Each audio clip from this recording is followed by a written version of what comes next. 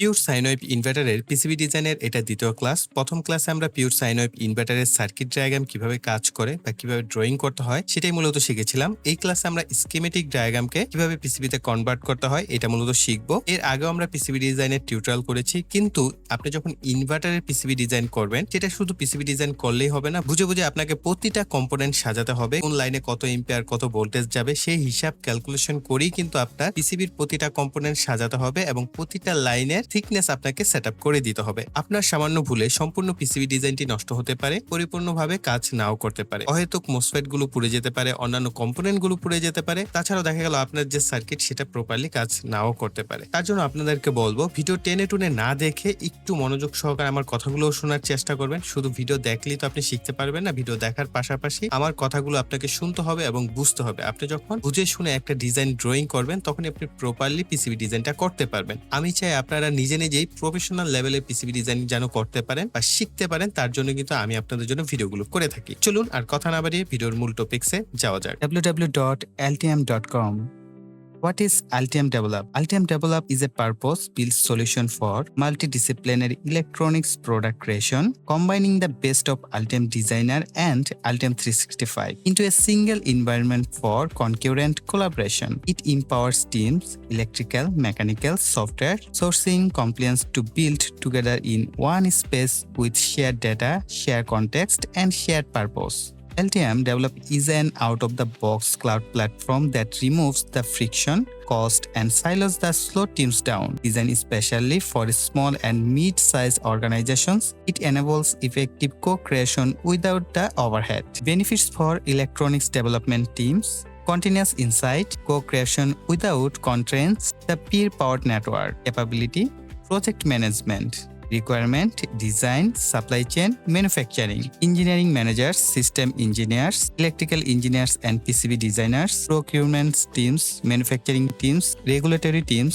Capabilities: what is enables? What makes Altium Develop different? Most teams collaborate through a mix of meetings, emails, and disconnected tools. It usually works, but it's slow, error-prone, and reactive. Altium Develop is different. It's bring electrical, mechanical, software, and supply chain teams into a single environment with a shared data and built-in coordination. Unlimited number of free collaborators can see change in real time. They give feedback in context, not effort. The fact engineer change orders, compliance input, and sourcing decisions are interwoven part of the workflow. No longer block, they go almost unnoticed. This isn't just a better collaboration, it's true co-creation, faster, clear, and built for the way modern teams work. প্রথমে আমরা একটা কাজ করে নিব, এতে করে আমাদের এই সার্কিটের প্রত্যেকটা বিষয় আপনাদের বোঝাতে সুবিধা হবে। আমরা চলে যাব হচ্ছে টুলসে, টুলস থেকে হচ্ছে অ্যানোটেশন, অ্যানোটেশন থেকে হচ্ছে annotate quickly, annotate schematic quickly এটা সিলেক্ট করে দিবেন, তারপর ইয়েস করে দিবেন। তাহলে আপনার এই যে লাল রঙের দাগ দেওয়া যে অপশনগুলো ছিল এগুলো আপনার বিভিন্ন ডিজিগনেটর R1, R2, R3 এরভাবে কনভার্ট হয়ে যাবে। তো কনভার্ট হয়ে গেল। এখন একটা জিনিস দেখেন, আমাদের পাওয়ার ম্যানেজমেন্ট, এই ইনভার্টার সেক্টরে পাওয়ার ম্যানেজমেন্ট সবচাইতে বেশি গুরুত্বপূর্ণ।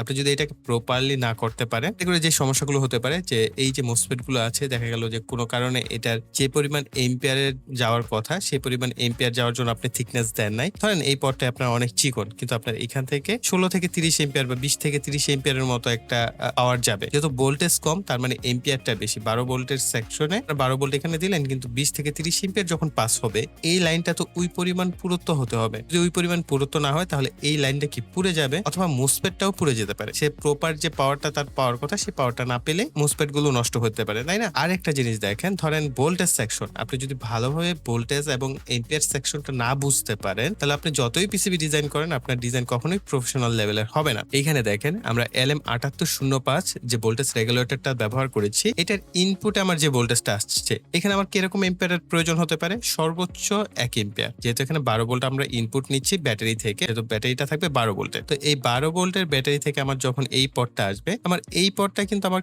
শুধুমাত্র 1 এম্পিয়ার হলেই হয়ে যাচ্ছে। আর যখন এইটা থেকে আউট হচ্ছে LM7805, তখন আমাদের এই লাইনগুলোকে 1 এম্পিয়ার নিচ্ছে। পাশাপাশি এই আইসি সেকশনে আমার যতগুলো পিন ইন হচ্ছে এবং আউট হচ্ছে, সেই ক্ষেত্রে আমার কোনো মোটা লাইন টানার প্রয়োজন নাই। এমনকি এই যে আমাদের মোসফেটের যে টিগার পিনগুলো আসছে, এই যে টিগার পিনগুলো, এই 4টা টিগার পিনের পরে আমরা রেজিস্টর দেখতে পাচ্ছি, ডায়োড দেখতে পাচ্ছি, হ্যাঁ, তারপরে এখানে আরেকটা রেজিস্টর আছে। এই লাইনগুলোকে আমরা চিকন দিতে পারি, কিন্তু কোন লাইনগুলো আমার মোটা দরকার? দেখেন এই যে আমি লাইনটা টেনেছি 12 ভোল্টের, এই লাইনটা কোথা থেকে আসছে? এই যে এইখান থেকে। তো আপনি যেটা করবেন এই ইনভার্টার ডিজাইনের ক্ষেত্রে, এই ব্যাটারি থেকে সিবি ডিজাইনে আমরা প্র্যাকটিক্যালি অবশ্যই করব। তার আগে আপনাদেরকে ধারণা দিচ্ছি যে আপনি কিভাবে পাওয়ারটাকে ম্যানেজমেন্ট করবেন। ওকে, এখান থেকে আমরা ব্যাটারি থেকে সরাসরি এই যে আমাদের ড্রেনে যে যতগুলো প্রান্ত আছে, ড্রেনের প্রান্তগুলো আমরা সরাসরি ব্যাটারি থেকে টানবো। হ্যাঁ, ব্যাটারি থেকে যখন আমরা টানবো, এখানে ড্রেনের প্রান্ত আছে, এইখানেও কি আমাদের ড্রেনের প্রান্ত রয়েছে। পাশাপাশি এইদের যে সোর্স প্রান্ত আছে, আপনারা সবসময় মনে রাখবেন কারেন্টের যেহেতু ঢোকার পথ আছে, তাকে বের হওয়ারও একটা আপনাকে পথ দিতে হবে। ধরেন আপনি শুধু পজিটিভ লাইনগুলোকে মোটা করলেন, কিন্তু আপনি গ্রাউন্ড লাইনটাকে মোটা করলেন না। গ্রাউন্ড লাইন কোনগুলো মোটা দরকার? এই যে আমাদের যে সোর্স লাইনগুলো গেছে, হ্যাঁ, এই মোসফেটটা আমি একটু জুম করে দেখাই তাহলে বুঝতে সুবিধা হবে। এটা হচ্ছে ড্রেন, এটা গেট, এটা সোর্স। এই সোর্সের লাইনগুলো আমাদেরকে এই লাইনগুলোকে মোটা করে দিতে হবে। এইদিকে যেটা গেছে, হ্যাঁ, আমাদের আইসিতে যে লাইন গেছে ওই লাইন আমাদের চিকন করলেও চলবে, কিন্তু এটা থেকে যে লাইনগুলো আমাদের গেছে এই লাইনগুলো অবশ্যই মোটা করতে হবে। বিশেষ করে এই সোর্স থেকে এই সোর্স, এই ড্রেন থেকে এই ড্রেনের লাইন, আবার এই ড্রেন থেকে এই ড্রেন, এই সোর্স থেকে এই সোর্স, এই প্রত্যেকটা লাইন মোটা করতে হবে। দেন আমাদের এই যে আমাদের ট্রান্সফরমারের সেকেন্ডারি সেকশন, এই সেকেন্ডারি সেকশনে দেখেন দুইটা তার আমাদের আসছে। এই তারটা এখানে পয়েন্টে আসছে এই যে সোর্সের এবং ড্রেনের এই পয়েন্টে, এই তারটাকে আমার মোটা করতে হবে। আরেকটা দেখেন আমাদের চলে গেছে আইসি সেকশনে, আইসিতে, ওইটাকে আমার চিকন দিলেও হবে, এটা আমার মোটার দরকার নেই। আইসিতে যাবে, সেখানে আমার অনেক বেশি এম্পিয়ারের প্রয়োজন নেই, সর্বোচ্চ ধরেন 1 এম্পিয়ার ধরে নিতে পারেন, তাহলে আপনার হিসাব ক্লিয়ার। আর এই নিচেরটা দেখেন, এটাও আমাদের এইখানে কিন্তু জয়েন হয়েছে এই ড্রেন এবং সোর্সে, আমাদের এতটুকু তার মোটা করতে হবে। পরে যেটা গেছে আমাদের আইসিতে সেটা মোটা করার প্রয়োজন নেই। মানে এই পদগুলো দিয়ে আপনার অনেক বেশি এম্পিয়ার পাস হবে। ধরে নেন, আমি একটা হিসাব দেখাচ্ছি ক্যালকুলেটরের মাধ্যমে। ধরেন আপনি 100 ওয়াট আপনার এই লাইন দিয়ে পাস হবে, অর্থাৎ আউটপুট দিবে এই ট্রান্সফরমারটা 7.2 ভোল্টের। এখন এখানে যদি আপনি 100 ওয়াট নিতে চান, তাহলে আপনি ভাগ দিবেন 7.2 ভোল্ট দিয়ে, তাহলে কত এম্পিয়ার যাচ্ছে? 13.88 এম্পিয়ার কিন্তু আপনার এই লাইন দুইটা দিয়ে ঢুকবে এবং বের হবে। অর্থাৎ এই যে দুইটা তার আছে, একটা পজিটিভ হিসেবে কাজ করবে আর একটা নেগেটিভ হিসেবে কাজ করবে। এটা যখন ইনপুট নিবে এই ট্রান্সফরমারটা এবং আউটপুটে কি এসি দিবে, কিন্তু এটা তো ডিসি সেকশন, তাই না? এইখানে তো আপনার সেই সিগন্যালটা জেনারেট হবে। তার মানে আপনার এই 13.88 এম্পিয়ার 100 ওয়াটের জন্য। এখন এক্সাম্পল স্বরূপ আমাদের যদি 200 ওয়াটের জন্য হয় 7.2 ভোল্ট, তাহলে আমাদের প্রায় 27.77 এম্পিয়ার কিন্তু আমার এই পথ দিয়ে যাবে, প্রায় 30 এম্পিয়ার। ঠিক আছে, 200 ওয়াটের জন্য। যেহেতু ভোল্টেজ কম হলে কি এম্পিয়ারটা বেড়ে যায়। এই পথগুলো অবশ্যই আপনার ধরেন 200 ওয়াটের জন্য যদি ডিজাইন করেন, তাহলে অবশ্যই কি আপনার 30 এম্পিয়ার যেন পাস হতে পারে সেইভাবে আপনাকে ডিজাইনটা করতে হবে। এরপরে আসেন এসি সেকশন। এই এসি সেকশনে দেখেন এসি 220 ভোল্ট আছে। এখন এসি সেকশনের হিসাবটা আমি একটু দেখাই। এখন অনেকে বলতে পারেন, ভাইয়া ডিসিতে এম্পিয়ারের জন্য মোটা তার নিতে হবে আমাদের, হ্যাঁ, আর এসিতেও কি মোটা তার নিতে হবে? এসির হিসাবটা দেখাই। ধরেন আপনার 200 ওয়াট নিচ্ছেন 220 ভোল্টের জন্য, এই যে 200, ধরেন 200 ওয়াট আমাদের আউটপুট হলো। আমি কিন্তু আপনাদের সহজ হিসাব দেখাচ্ছি, এটাই একদম পারফেক্ট বা অ্যাকুরেট হিসাব সেটা না, আরও লস টস থাকে, অনেক কিছু থাকে। ইনপুট আপনি 200 ওয়াট দিলেন আর আউটপুটে 200 ওয়াট পেলেন, এরকমটা হয় না। হিসাবের অনেক কিছু আছে, ইনভার্টারে যখন হিসাব হয় ওইসব দিকে যাচ্ছি না, আমি জাস্ট আপনাদের একটা বেসিক বোঝাচ্ছি। ধরেন এখানে আমাদের 200 ওয়াটের জন্য 220 ভোল্ট, হ্যাঁ, তাহলে এম্পিয়ার কত আসছে?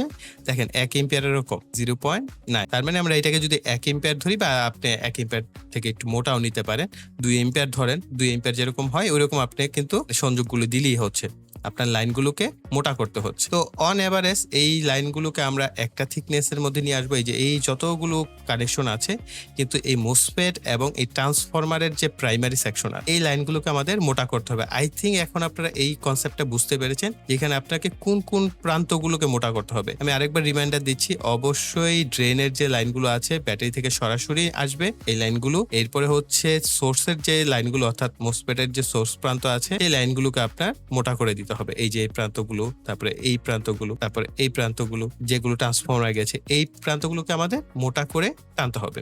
অলরাইট, তো এখন আমরা এই ডিজাইনটাকে কনভার্ট করে ফেলবো। তার জন্য আমরা প্রথমে ফাইলটাকে সেভ করব। সেভ করার পর আমাদের যে ডিজাইনটা আছে, এটা আছে আমরা সার্ভারে সেভ করে নিচ্ছি। সেভ করার পর আমরা এইখানে অ্যাড নিউ টু পিসিবি এটা সিলেক্ট করব। তাহলে আমাদের সামনে যে পিসিবির যে অপশনটা অর্থাৎ পেজটা সেটা ওপেন হবে। আর এখানে আমার আরেকটা শিট ওপেন করা আছে, আমি এটাকে ক্লোজ করে দিচ্ছি। ওকে, এইটাকেও আমরা কি করতে হবে, আমাদের সেভ করে নিতে হবে ফাইলটাকে। আমরা সিমিলার ভাবে সেভ করব। অলরাইট, তো ফাইল সেভ হয়ে গেলে আমরা আবার শিট 1 এ চলে আসলাম। এখান থেকে আমরা আবার যাব ডিজাইনে, ডিজাইন থেকে আপডেট পিসিবি ডকুমেন্ট পিসিবি 1, তাতে আমাদের যেই নামটা থাকবে সেই নামটাই উপরে দেখতে পাচ্ছে, নামটা থাকবে আমাদের সেই নামটাই, এটা সিলেক্ট করে দিব। সিলেক্ট করার পর আমার পারমিশন চাইবে, তো আমরা এখান থেকে ইয়েস করে দিব। এখানে আসার পর ভ্যালিডেট চেঞ্জেস সিলেক্ট করব। আমরা চলে আসছি পিসিবির যে পেজ, সেই পেজে। তো এইখানে আসার পর দেখেন এইখানে আমাদের কম্পোনেন্ট গুলো আছে, তো আমরা এদেরকে একটু অ্যারেঞ্জ করে নিব। তো যখনই আপনি কোনো কম্পোনেন্ট প্লেস করবেন, বুঝতে না পারবেন যে আসলে এটার ফন্ট সাইজ কোনটা, তখন আপনি একটু এদেরকে দেখে নেবেন। তো আমরা দেখে নিলাম যে এটার ফন্ট সাইজ এই পাশেরটা ডান পাশে। আমরা ভিউ থেকে আবার 2D ভিউতে যাচ্ছি, এটাকে আমরা রোটেট করে নিব, 90 ডিগ্রি সিলেক্ট করে দিব, বাস এটা রোটেট হয়ে গেল। এইটাকে আমরা হচ্ছে সামনের দিকে রাখবো, অর্থাৎ আমাদের যে EasyEdge 002 মডিউলটা আছে এটা আমাদের সামনের দিকে রাখছি। আর এরপরে যে কনফিগারেশনটা হবে, ধরেন আমরা মোসপেটটাকে এইখানে আলাদা করে আমরা এটাকে রোটেট করে নিব -90 ডিগ্রি। দেখে নিব মোসপেটের যে পিনটা সেটা উল্টো কিনা। হ্যাঁ, এই যে দেখেন, আপনি এইভাবেও করতে পারেন, আপনার যেইভাবে সুবিধা হয় আপনি সেইভাবে কিন্তু ডিজাইনটা করতে পারেন। আমরা এইভাবে নিচ্ছি না, আমরা এটাকে উল্টো করে নিব, এখন 180 ডিগ্রি করে দিব। তো সিমিলার আমাদের প্রতিটা নিব Q2 Q3, পরে হচ্ছে আরো দুইটা মোসপেট Q4, এই যে Q1, এদেরকে আমরা এখানে রাখছি আপাতত, পরে আমরা এদেরকে অ্যারেঞ্জ করব। তো এইখানে যে কাজটা থাকে, অর্থাৎ আপনি এখন হচ্ছে অ্যাসেম্বলিটা করবেন, তত কাছাকাছি সম্ভব যে যে কম্পোনেন্টস গুলো রাখা সম্ভব, যেমন এই ডায়োড গুলো থেকে হচ্ছে আমাদের যেহেতু গেছে, আমরা এইগুলোকে এই পাশে রাখতে পারছি। দেখেন প্রতিটার সাথে প্রতিটা লিংক আছে, আমরা যখনই মাউস টানছি আমরা দেখতে পাচ্ছি। সেই সমস্ত জিনিসপত্রগুলোকে একটু কাছাকাছি রাখবো, এটাকে আমরা এই পাশে রাখছি। আচ্ছা, J5, তো আমরা এখান থেকে আবার দেখে নিব যে J1 হচ্ছে ব্যাটারি কানেক্টর। তো আমাদের এইটাকে J1টাকে খুঁজে বের করব, এই যে J1, ওকে, এইটাকে আমরা ব্যাটারিটাকে মোসপেটের যে অ্যারেঞ্জমেন্ট এই দিকটায় রাখবো। আর এই পাশে আমরা একটু দেখে নিব ট্রান্সফরমারের J5 পিনটা, এটাও আমাদের মোসপেটের কাছাকাছি রাখতে হবে। এই যে J5, এটা আমরা মোসপেটের কাছাকাছি রাখবো, আমরা যেহেতু এটা ট্রান্সফরমারের কানেকশন হবে। আমি এই পাশে রাখছি ব্যাটারি, এই পাশে রাখছি আমি ট্রান্সফরমারের যে কানেকশন সেটা। এরপর আমরা এদেরকে একটু অ্যারেঞ্জ করে নিই, রেজিস্টার গুলো LMIC টা সম্ভবত, এটাকে আমরা প্লেস করে নিলাম। অন্যান্য রেজিস্টার গুলোকে আমরা এখানে আপাতত এরিয়ার কাছাকাছি নিয়ে আসবো, এরপরে আমরা ধীরে ধীরে অ্যাসেম্বলি করব। আমরা উপরের দিকে এদেরকে রাখছি, যে মোসপেটটা থাকবে সেই মোসপেটের কাছাকাছি যে এলিমেন্ট গুলো আছে, ধরেন এই মোসপেটের Q1 এর কাছাকাছি হচ্ছে R8 R6, এখানে R6 আর D5 কাছাকাছি রাখবো আমরা। তো আমরা R6 আর D5 Q1 এর কাছাকাছি, আমরা Q1টা এখানে নিলাম, R6 D5, এই হচ্ছে R6, এই হচ্ছে D5, এটাকে আমাদের রোটেট করতে হবে 180 ডিগ্রি। Q2 কে আমরা রোটেট করব 90 ডিগ্রি, এরপর Q3 রাখবো এবং Q4।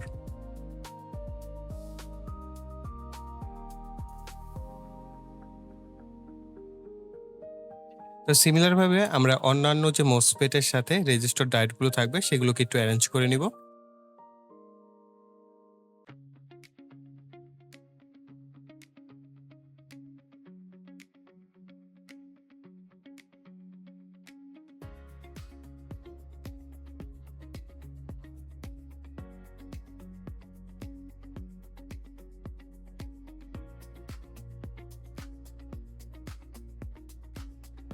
দেখেন এইভাবে একটু একটু করেই কিন্তু আপনাকে ডিজাইন করতে হবে, তাড়াহুড়া করে ডিজাইন হয় না। যেহেতু আপনি প্রফেশনাল কাজ করছেন সেক্ষেত্রে অবশ্যই মনোযোগ সহকারে প্রত্যেকটা জিনিসকে আপনার অ্যারেঞ্জমেন্ট করতে হবে। তো বেটার হয় আপনার কাছে যদি প্রিন্টার থাকে তাহলে অবশ্যই স্কেমেটিক ডায়াগ্রামটা ডিজাইন করার পরপরই আপনি সেটাকে একটা প্রিন্ট কপি করে দেখে দেখে নেবেন, তাহলে বেটার হয়। আমার বারবার কিন্তু এই যে স্কেমেটিক দেখে দেখে সুইচ করতে হচ্ছে যে কোনটার সাথে কোনটার কাছাকাছি কোনটা থাকবে সেই জিনিসগুলো। তো এইখানে আমরা এসি সেকশন এখন ডায়োড গুলোকে অ্যারেঞ্জ করবো, অর্থাৎ বাকি কাজগুলো আমি করে নিচ্ছি, এগুলোকে জাস্ট কাছাকাছি রাখবো। যেমন এইটা ফ্যানটা থাকবে হচ্ছে TP31 অর্থাৎ T1 এর কাছাকাছি, এটা হচ্ছে আমাদের T1।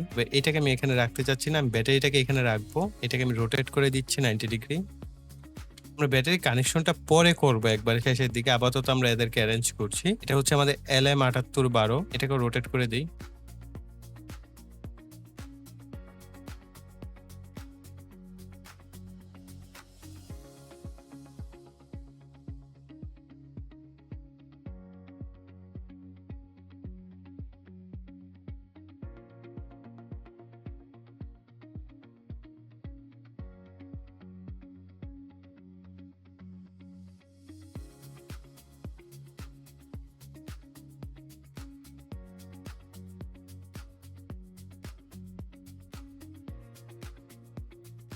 অলরাইট, তো আমার এই ডিজাইনটা হয়তোবা অনেকের ঠিকঠাক নাও মনে হতে পারে। কেননা আসলে আমি কম্প্যাক্ট করতে পারিনি। এর মূল কারণ হচ্ছে আমার খুব অল্প সময়ে আপনাদের জন্য টিউটোরিয়াল করতে হয়। আপনারা অবশ্যই অনেক বেশি সময় নিয়ে তারপরে করবেন। এই ক্ষেত্রে আমি অটো রাউটিং করতে পারি, কিন্তু আপনাদেরকে রিকমেন্ড করব আপনারা এই ধরনের সার্কিট, বিশেষ করে ইনভার্টারের সার্কিটে কখনো অটো রাউট করবেন না। অটো রাউট করলে যে সমস্যাটা আমি দেখাচ্ছি, ধরেন আমাদের দরকার কি, এটা হচ্ছে ১ নাম্বার গেট, ২ নাম্বার ড্রেন এবং ৩ নাম্বার হচ্ছে সোর্স। তো ড্রেন আমাদের কি পজিটিভ আসতে হবে এবং সোর্সে হচ্ছে নেগেটিভ আসতে হবে। এক্ষেত্রে ম্যানুয়াল রাউটিং সবথেকে বেশি কার্যকর। এখন আমাদের যে কাজটা হবে সেটা হচ্ছে আমাদের আগে বোর্ড লেআউটটা তৈরি করে ফেলি, তাহলে আমাদের ড্রয়িং করতে আরো সুবিধা হবে। আচ্ছা, এই জায়গায় কে একটা রয়ে গেছে, ক্যাপাসিটর। এই যে আমাদের মোসফেট গুলো আছে, মোসফেট এর প্রত্যেকটা ড্রেনে কি পজিটিভ যেতে হবে এবং মোটা তার হয়ে। তো অটো রাউটিং করলে যা হয় যে সবগুলো অটোমেটিকলি চিকন তার দিয়ে হয়ে যাবে। তো আপনি সেই ক্ষেত্রে চেঞ্জ করে নিতে পারেন, কিন্তু ওইটা আমার কাছে সুইটেবল মনে হয় না। তো আপনারা অবশ্যই ম্যানুয়াল ভাবে রাউটিং করবেন। তো আমি এইখানে মেইন যে কানেকশনটা এটা দেখিয়ে দিচ্ছি, কারণ আমি যদি সব কয়টা কানেকশন করতে যাই অনেক লম্বা সময় লাগবে। আর আমাদের পরবর্তী ক্লাসের জন্য কিছু কাজ থাকবে, সেগুলো আমরা পরবর্তী ক্লাসে দেখব। এই ক্লাসে মূলত আমাদের এই যে ড্রেন, অর্থাৎ প্রথম ১ number gate, ২ number drain, ৩ number হচ্ছে সোর্স, আমরা এই কানেকশন গুলো আগে একটু করে নিই। এখানে এটাকে কিভাবে করবেন, আমরা কন্ট্রোল ডাব্লিউ দিয়ে প্রথমে ড্রয়িং করে নিচ্ছি। হ্যাঁ, ধরেন এটা হচ্ছে আমাদের ব্যাটারির পজিটিভ প্রান্ত আসবে। এখন আমাদের কি এই প্রান্ত থেকে আমরা পরের ড্রেনে চলে যাব। আর এটা হচ্ছে দেখেন, এটা ড্রেন আসবে এটার সোর্সের সাথে। এগুলো হচ্ছে আমাদের কি মোটা প্রান্ত হবে। এই যে এই প্রান্তগুলো মোটা প্রান্ত হবে। তো আমি শর্টকাট করার জন্য আরেকটা বুদ্ধি আপনাদের শিখিয়ে দিই। যদি আপনার কাছে ডাবল লেয়ার বোর্ড ডিজাইন করার সুবিধা থাকে, তাহলে আপনি ডাবল লেয়ার বোর্ড ডিজাইন করবেন। হ্যাঁ, এক্ষেত্রে টপ লেয়ারে হচ্ছে আপনার যে সমস্ত লাইনগুলো আছে, এগুলো সব হচ্ছে 1 এম্পিয়ারের লাইনগুলো টেনে ফেলবেন। এগুলো সব টপ লেয়ারে টানবেন। তাহলে আপনার কাজও ঝটপট হয়ে যাবে। অর্থাৎ চিকন যত লাইন আছে যেগুলো যাবে কম এম্পিয়ার, কম ভোল্টেজ, এই যে রেজিস্টর ডায়োডেরা ১ এম্পিয়ারের নিচেই থাকে, মানে লাইন সর্বোচ্চ ১ এম্পিয়ার। তো সেই ক্ষেত্রে আপনি এই যে এগুলোকে টপ লেয়ারে টানবেন সব। আর বটম লেয়ারে হচ্ছে যেগুলো মোটা লাইন যাবে সেগুলোকে বটম লেয়ারে টানবেন। আর এইখান থেকে আমাদের এইটা আবার চলে যাবে সবার শেষে। এই যে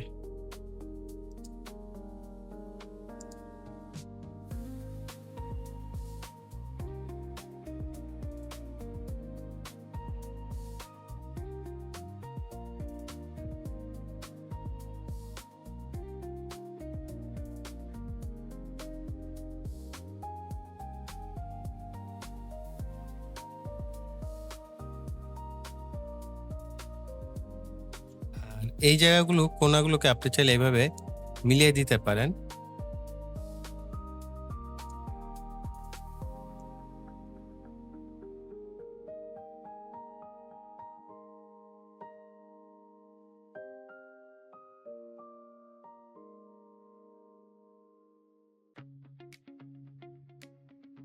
এখন আমাদের কাজ হবে এই লাইনগুলোকে মোটা তাজা করে নিতে হবে।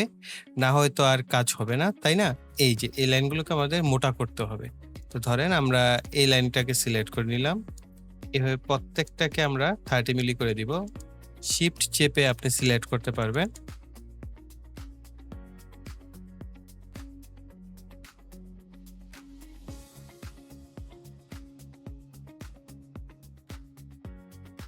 বা আপনি চাইলে আরো মোটা করতে পারেন। এটা যেহেতু প্রচুর এম্পিয়ার যাবে, তো এইটারও বেশ কিছু কৌশল আছে। এটা আমরা আগামী ক্লাসে শিখবো। এই ক্লাসে জাস্ট আমরা মোটামুটি রাউটিং এর কাজটা করে ফেলছি। মেইন কাজ কিন্তু আমাদের অলমোস্ট হয়ে গেছে। তো আমরা এইগুলোকেও প্রত্যেকটা 60 করে দিই।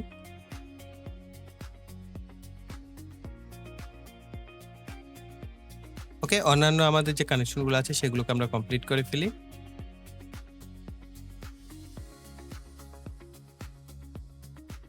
আচ্ছা, এটাও কিন্তু একটা শর্টকাট প্রক্রিয়া। আপনি যেকোনো একটা ট্র্যাক লাইন ধরে, অর্থাৎ টপ অথবা বটম, এটা দিয়ে আপনি চেষ্টা করবেন মেক্সিমাম কাজ করে ফেলার। এতে করে দেখবেন কি খুব সহজে আপনার অল্প কিছু পরে, এখন আমি যেমন টপে করছি, আপনি চাইলে বটমে করতে পারেন। তো টপ লাইনগুলোকে টানার পর আমরা জাস্ট কিছু বটম লাইন টানলে দেখবেন আমাদের ট্র্যাকিং অলমোস্ট হয়ে যাবে।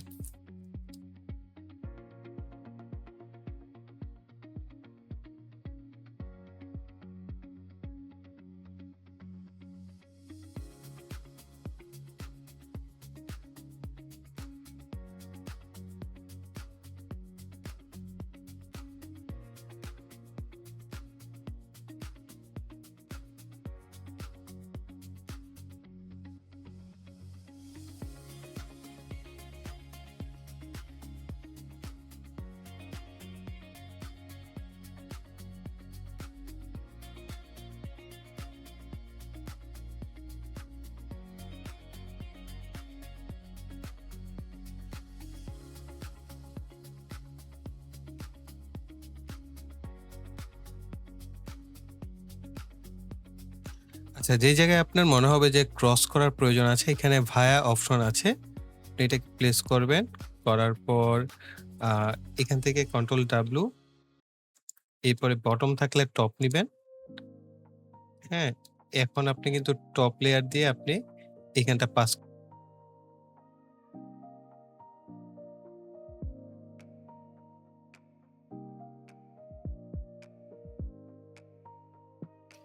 আচ্ছা, ভায়া হচ্ছে আপনার দিলে আপনার যে কানেকশনের ঝামেলা এটা অনেকাংশেই কমে যায়।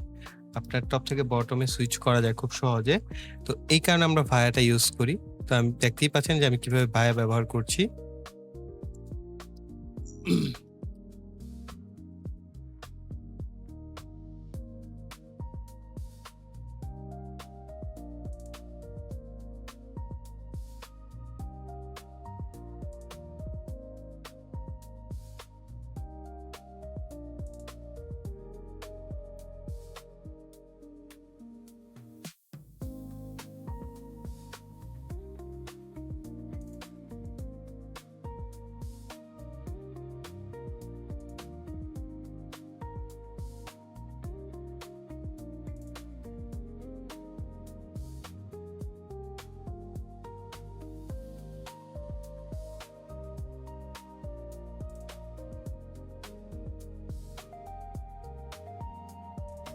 আচ্ছা, 3D ডিজাইনে এসে যেটা দেখলাম যে দেখেন, সামান্য একটু তাড়াহুড়া করেছি। এইটাই যে সমস্যাটা হয়েছে, আমাদের EGS002 যে মডুলটা আছে সেটা আমরা সম্পূর্ণ উল্টো কানেকশন করে ফেলেছি। তো এখন আমি যদি আবার এটাকে নতুন করে সোজা করতে যাই, আমার পুরো ডিজাইনটা নতুন করে করতে হবে। তো বাই দ্য ওয়ে আমাদের এইখানে যে ডিজাইন আছে চলে, হ্যাঁ? আই থিংক আপনারা বুঝতে পেরেছেন। তবে এইটাকে একটু রোটেট করে দিবেন। তাদের এই EGS002 যে মডুলটা আছে এটাকে রোটেট করে দিবেন। তাহলে হয়। এই জায়গাটা একটু ভুল হয়ে গেছে। তো এটাকে অবশ্যই ক্ষমা সুন্দর দৃষ্টিতে দেখবেন। তবে আমাদের এই ক্লাসে আমরা যতটুকু শিখলাম, এখন আমাদের পিসিবি ডিজাইনের অসংখ্য কাজ বাকি রয়েছে। যেমন 2D তে যদি যাই, আমরা এখনো বোর্ড প্ল্যানিং মোড সেট করা হয় নাই, হ্যাঁ? আর এই ক্লাসটা অলরেডি অনেক বড় হয়ে গেছে। তো আমরা পরবর্তী যে ক্লাসটা, সেই ক্লাসে হচ্ছে আমরা এই পুরোটাকে এখানে আরো বেশ কিছু আমাদের করতে হবে, কপার পোর এরিয়া সেট করতে হবে যাতে অতিরিক্ত এম্পিয়ার পাস হলে আমাদের সার্কিটের কোনো ক্ষতি না হয়। সেই দিকটা আপনার অবশ্যই খেয়াল রাখতে হবে। তো আচ্ছা, এখানে ক্লিক করলে ট্র্যাক লাইনটা আমরা একটু মোটা করে দিব, 60 করে দেওয়া হয়েছে। তো এই যে ওকে, প্রত্যেকটা জিনিস একটু খেয়াল রাখবেন মনোযোগ সহকারে। তো কপার পোর এরিয়া আমাদের সিলেক্ট করতে হবে, লাইনগুলোর জন্য আমরা এক্সট্রা লেয়ার তৈরি করব। এই সমস্ত বিষয়গুলো আমরা ইনশাল্লাহ পরবর্তী ক্লাসে আমাদের এই আরেকটা ক্লাসে হয়তো আপনারা প্র্যাকটিক্যালটা আগেও দেখেছেন আমাদের চ্যানেলে, পিওর সাইন ওয়েভ ইনভার্টারের যে প্র্যাকটিক্যাল ভাবে কিভাবে তৈরি করতে হয়। তারপরে যদি চান যে আপনারা এটা দেখতে, তাহলে অবশ্যই কমেন্ট সেকশনে ভাইকে জানাবেন। তো প্রিয় ভাইরা, এই ছিল আমাদের ভিডিও। আই থিংক ভিডিওটি আপনাদের কাছে ভালো লেগেছে বা নতুন কিছু শিখতে পেরেছেন। তার জন্য অবশ্যই প্রিয় ভাইয়ের ভিডিওতে লাইক, কমেন্ট এবং শেয়ার করবেন। আর যারা এখনো চ্যানেলটিকে সাবস্ক্রাইব করেনি তারা ভাই অনেক কিছু মিস করবেন। তার জন্য অবশ্যই চ্যানেলটিকে সাবস্ক্রাইব করে পাশে বেল বাটনটি অ্যাক্টিভ করে রাখবেন পরবর্তী ভিডিওর নোটিফিকেশন পাওয়ার জন্য। তো এই বলে এখানে বিদায় নিব। সকলে ভালো থাকবেন, সুস্থ থাকবেন। টাটা।